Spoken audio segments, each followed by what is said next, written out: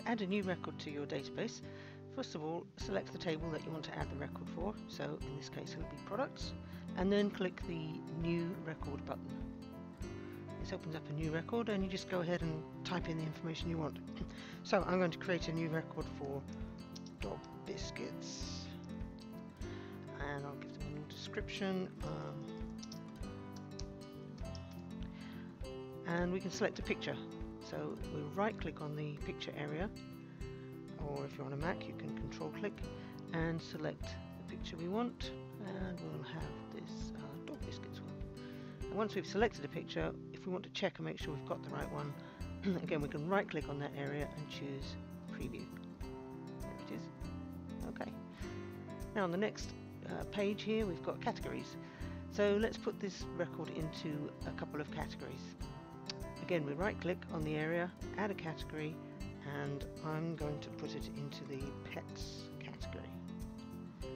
Okay, so there isn't already a category called pets, so do we want to add a new one? Yes, let's add a new one. Here we go, category name pets. Save that.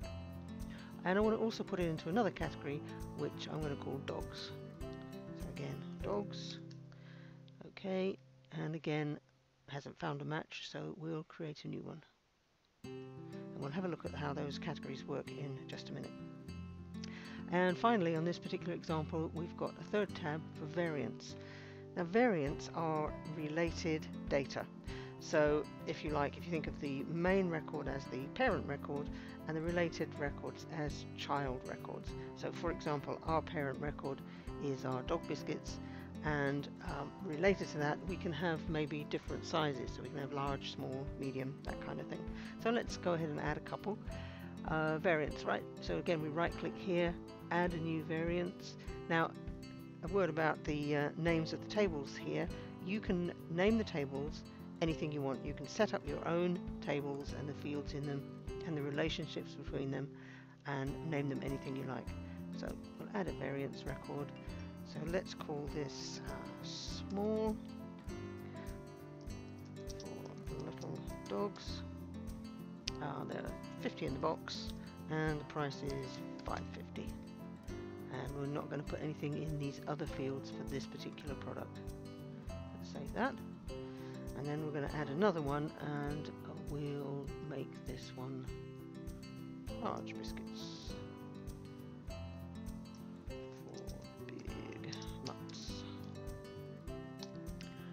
Again, there are 50 in the box, and the price is going to be $8.50.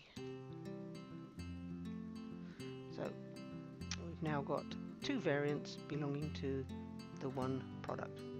So we'll just save that now. Of course, once you've got your data in the database, you might want to make some changes to it. So let's say we need to change this dog biscuits record. We'll just double click on it, and I'll just modify this.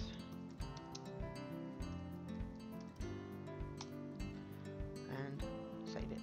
Obviously, you can make any changes that you want to that record by doing that. Now you remember that when we were entering this new dog biscuits record, we added a couple of new variants as well. So let's have a look at those records. We've got the two tables, products and variants. And if we go to variants, and let's have show all. So here are the two that we just added, the large and the small.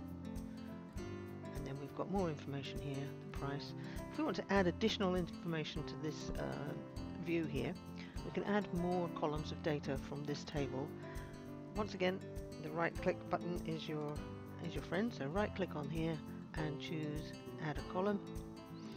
Let's add the pack quantity field. Okay, now let's make this one a bit smaller. There's pack quantity, and in fact I want the pack quantity to go next to the variant name, so I'll just move that over, maybe make that a bit wider. You can fiddle around with these settings as much as you like. Once you've got your list view set up the way you want it, you can save it. Again, right click on the area, save the column settings for this view, and now every time you come to this table, it will be set up like this. Your view will be set up like this.